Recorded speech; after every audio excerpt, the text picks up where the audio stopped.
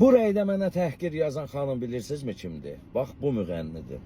Elə bil ta əvvəllərdən muğam oxuyanların ailəsi yəni heç vaxt sosiallaşmayıb deyil. Elə bir tamaşaçı belə öyrəşib, tamaşaçı da belə öyrəşib və axtarmırlar, araşdırmırlar. Biz nə qədər gizlətsək də elə istəyirlər, nəsə dartsınlar. Jurnalistlər də buna can atır, tamaşaçı da buna Mən tanımadığım, adını belə bilmədiyim, şəxsiyyətinə toxunmadığım bu müğənninin videodakı çıxışına cavab vermişdim.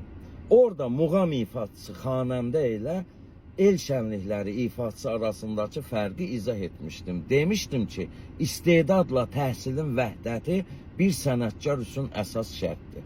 Təbii ki, musiqi təhsili və savadı olmadığından, tənqidlə təhqir anlayışını anlamadığından Vəfa Şərifova adlı bu xanım üçün əziz dostum Vüsal Əliyevin duet ortaqlığından dərinə getmirəm.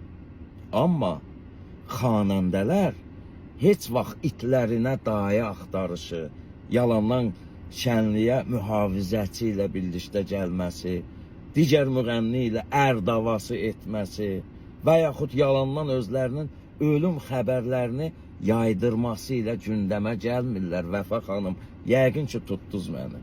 Amma sizin bu təhqir dolu rəyinizdən sonra artıq xanəndə ilə manısın fərqini asanca görmək olar.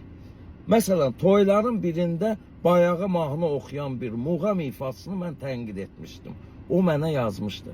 Rayət müəllim, mən muğam ifaçıyam. Sadəcə olaraq toylarda məndən xahiş etdilər o bayağı mahnını oxumağa. Mən sadəcə olaraq sübut etmək istədim ki, muğam ifaçısı, sənətkar hər bir janra, hər bir ifiyə müdaxilə eləyə bilər, girə bilər. Sadəcə olaraq biz özümüz bunu istəmirik. İndi siz belə bir muğam ifaçısının, xanəndənin mənə verdiyi cavaba baxın.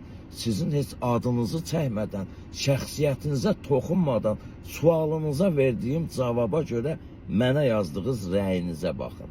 İndi bildinizmi xanəndə ilə adi manısın, ifaçısının əsas fərqi nədir?